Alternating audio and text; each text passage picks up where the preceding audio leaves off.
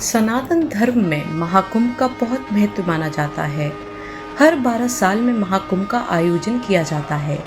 आखिरी महाकुंभ साल 2013 में लगा था। वहीं अब पौष माह की पूर्णिमा यानी कि 13 जनवरी 2025 दिन सोमवार से महाकुंभ का आरंभ होगा और महाशिवरात्रि यानी कि 26 फरवरी 2025 दिन बुधवार को महाकुंभ का समापन होगा। महाकुंभ मेले से जुड़ी कई रोचक बातें जो सिर्फ इस मेले के दौरान ही पता चलती हैं। मेले के साथ ही इनका अस्तित्व शुरू होता है और किसी रहस्य की भांति मेले के साथ ही लुप्त हो जाता है। ठीक ऐसी ही कुछ है नागा साधुओं के साथ, फिर वो चाहे नागा साधु हो या नागा साध्वी। भारतीय सनातन धर्म के वर्तमान स्वरूप की नींव आदि गुरु शंकराचार्य ने रखी थी।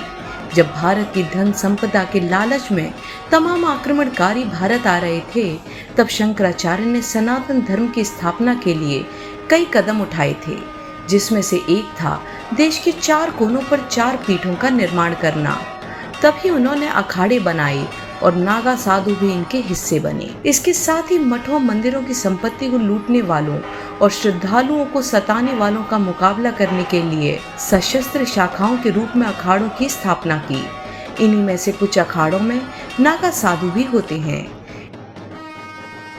इन अखाड़ों में पुरुष नागा साधु की तरह महिला नागा साधु भी होती हैं। महिला नागा साधुओं का जीवन बेहद रहस्यमयी और कठिन होता है। इन्हें कई साल तक कठिन तप करना होता है, ब्रह्मचार्य का पालन करना होता है और ये सब पालन करते हुए बड़ी मुश्किल से जीवन जीना पड़ता है। सांसारिक जीवन से पूरी तरह रिश्ता तोड़ने के लिए महिला नागा साधु जीते जी अपना पिंडदान तक कर देती हैं, अपना सिर मुंडवाती हैं, तब जाकर गुरु इन्हें नागा साधु बनने की दीक्षा देते हैं। महिला नागा साधु सामान्य दुनिया से दूर जंगलों में, गुफाओं, पहाड़ों में रहती हैं और भगवान की भक्ति करती हैं। वे केवल कुंभ जैसे खास मौकों पर ही दुनिया के सामने आती हैं। अब ऐसे में यह प्रश्न आता है कि क्या महिला नागा साधु पुरुष नागा साधु की तरह नग्न रहती हैं? लेकिन ऐसा नहीं है। महिला नागा साधु गेरुए रंग का एक वस्त्र धारण करती हैं। ये बिना सिला हुआ वस्त्र होता है जिसे वे शरीर पर लपेट कर रखती हैं। महिला नागा साधुओं को दीक्षा देने से पहले हर पहलू पर आंका जाता है कि क्या वो आगे इस कठिन रास्ते पर चल पाएंगी या नहीं।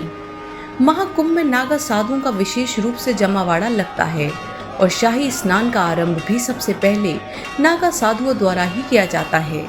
वहीं ये तो हम सब जानते हैं कि महाकुंभ में पुरुष नागा साधुओं का आना न सिर्फ एक परंपरा है बल्कि ये एक अलौकिक घटना भी है। लेकिन महाकुंभ में महिला नागा साधुओं का आना बहुत ही विशेष होता है। महाकुंभ में जब महिला नागा साधु आती हैं तो वो अपनी संपूर्ण शक्ति से परिपूर्ण होती हैं। माना जाता है कि जब पुरुष नागा साधु शाही स्नान के लिए उतरते हैं तो वह पुरुष रूपी बुरी ऊर्जाओं का नियंत्रण कर लेती हैं। ठीक ऐसे में जब महिला नागा साधु महाकुंभ में शाही स्नान के लिए उतरती हैं तब उनमें महिला रूपी बुरी ऊर्जाओं को नियंत्रित करने की शक्ति का संचार होता है। महिला नागा साधु का दिखना यह भी बहुत ही शुभ संकेत माना जाता है।